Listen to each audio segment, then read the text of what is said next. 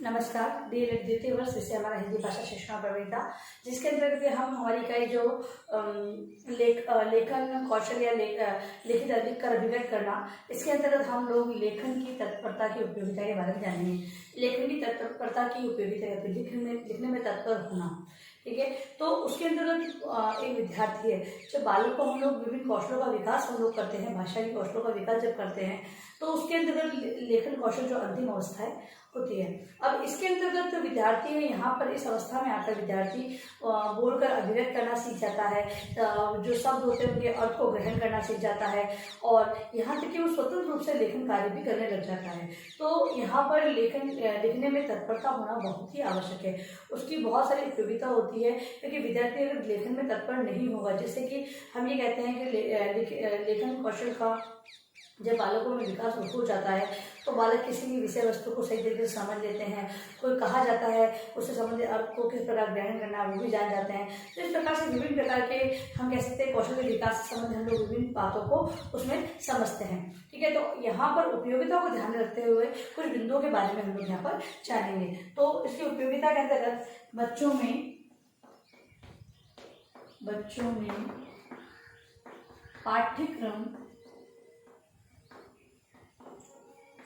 पाठ्यक्रम से अलग स्व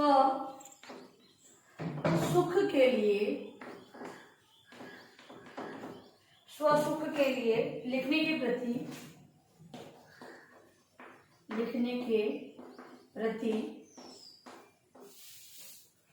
चेतना आएगी।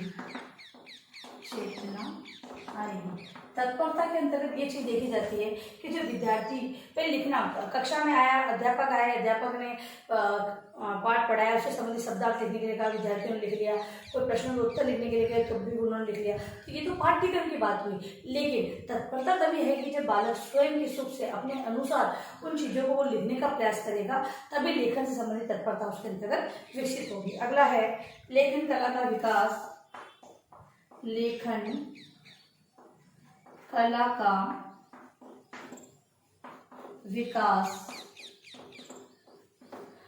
कला का विकास हो सकेगा।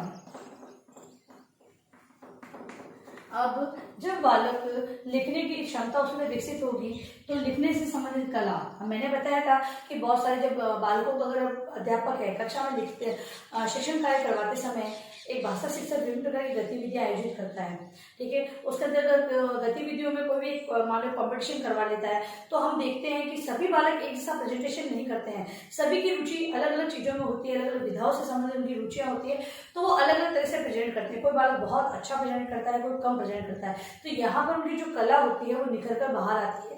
ऐसी प्रतिभा जो उन बालकों में कई समय तक छिपी रहती है, लेकिन अध्यापक द्वारा जब इन गतिविधियों का, जो लेखन से संबंधित गतिविधियों का आयोजन करवाया जाता है, तो वो कला उनके सामने आती है, तो कला का विकास हो सकेगा। अगला है अपने रुचिकर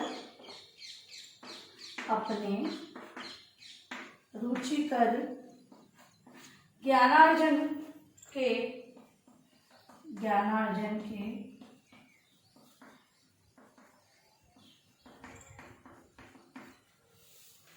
क्षेत्रों में लिखने को उत्सुक होंगे। अब जब बालकों के अंदर भाषाई विकास हो जाएगा, तो वो विभिन्न प्रकार के ज्ञान को अर्जित करना सीख जाएंगे, क्योंकि सबसे पहली बात, किसी भी विषय वस्तु को जानना है तो उससे संबंधित जिस भाषा में बात कही गई है, उस भाषा के बारे में जानकारी प्राप्त करना बहुत ही आवश्यक है। जब तक हम भाषाई ज्ञान हमारा परिपक्व नहीं होगा, तब तक कि हम लोग उस विषय वस्तु के अर्थ को ग्रहण नहीं कर पाएंगे। तो जब बालक के अंतर्गत भाषाई कौशल का विकास हो जाता है, तो वो किसी भी रुचिकर विषय वस्तु को या क्षेत्र में ज्ञान अर्जित करता है तथा लिखने के लिए वो उत्सुक रहता है। मतलब कि जो लेखन कार्य है, मान लो कोई बालक है, उसे कोई कविता संबंधित रुचि उत्पन्न हुई है, वो तुकबंदी भी करने लग गया है, तो बालक क्या करेगा, संपूर्ण ज्ञान को अर्जित करते हुए अपने आप में उस कविता का जो एक लिखित रूप में बहुत अच्छा तरह से प्रस्तुतिकरण दे सकेगा। तो इस प्रकार ज्ञानार्जन क्षेत्रों में लिखने का विकास की ओर वो तत्पर रहेंगे तथा उत्सुक होंगे वो लिखने के प्रति। अगला है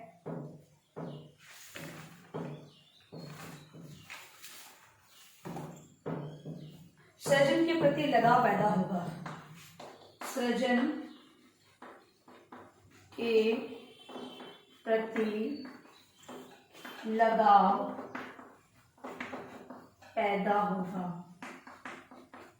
अब यहाँ पर तो वो ज्ञान अर्जित करते हुए उसके बारे में लिखने के लिए उत्सुक होंगे, जानकारी उन्हें प्राप्त है तथा उन्हें कहा जाएगा उसके बारे में लिखे तो वो संपूर्ण जानकारी दे देंगे। यहाँ पर कुछ ऐसी चीजें होगी जिसके प्रति बालक सृजनात्मक रूप में लिखेगा, स्वयं की कृति या मौलिक रूप को लिखेगा, किसी का रटा रटाया या देखा दिखाया तो विषय वस्तु के बारे में वो जानकारी नहीं लिखेगा, अपितु वो सभी जानकारी प्राप्त करते हुए अपने अनुसार उसका प्रस्तुतिकरण देने का प्रयास करेंगे। सृजनात्मकता के प्रति उसका लगाव उत्पन्न होगा। अगला है लेखन स्वाभाविक आदत बनकर, लेखन स्वाभाविक आदत बनकर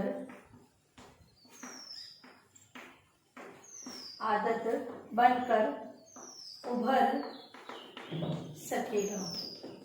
अब जब बालकों के अंतर्गत ये गुण विकसित हो जाएगा लेखन का, तो एक स्वाभाविक आदत के रूप में उभर कर आएगा। मतलब कि एक स्वभाव से, एक तो होता है कि जब बच्चों को हमेशा जो तैयार किया गया, जब और हम कहते भी कि आपको जैसा बताया वैसा करना, और एक ये होगा कि कभी भी बालक को कहा जाए वो अपने स्वभाव के अनुसार से ही प्रस्तुतिकरण देता है। कुछ बालक ऐसे होते हैं वो हटके होते हैं, हम लोग बताते नहीं हैं कि आप इस प्रकार से प्रेजेंट कीजिएगा।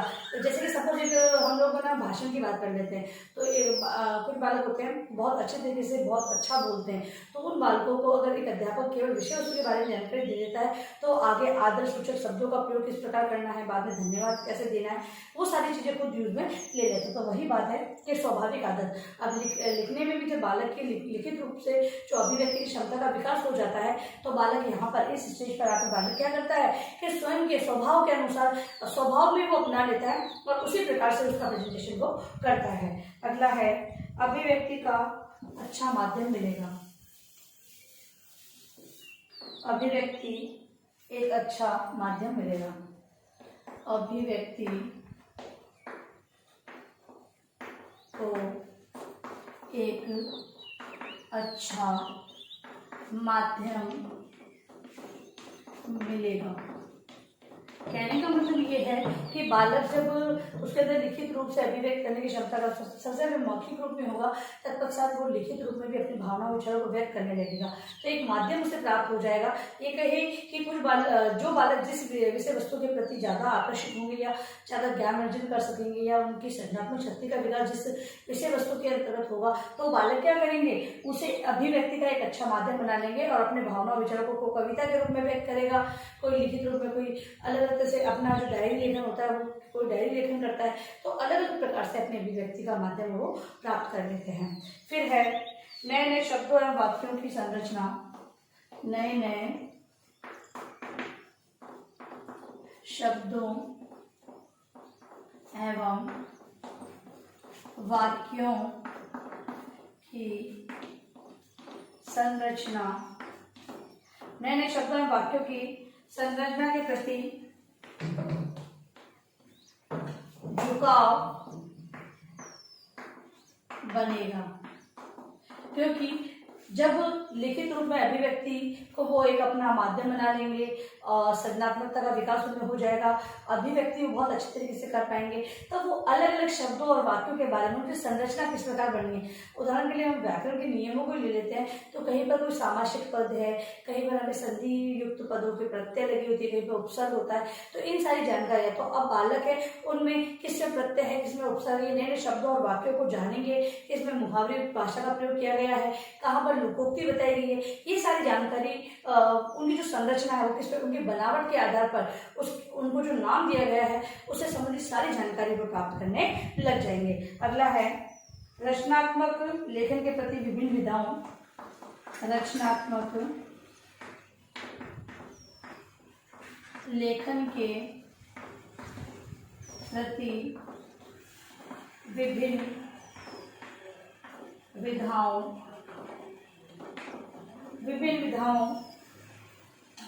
से परिचित होंगे।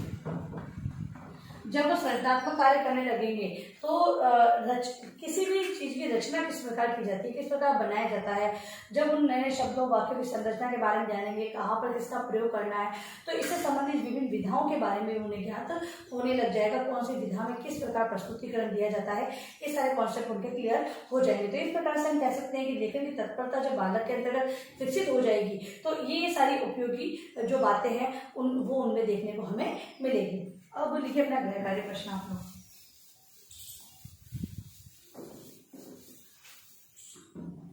गृह कार्य आपका लेखन तत्परता की उपयोगिता को समझाइए। ठीक है, ये आपका गृह कार्य प्रश्न है जिसे आप अनिवार्य रूप से अपने उत्तर पुस्तिका में करेंगे।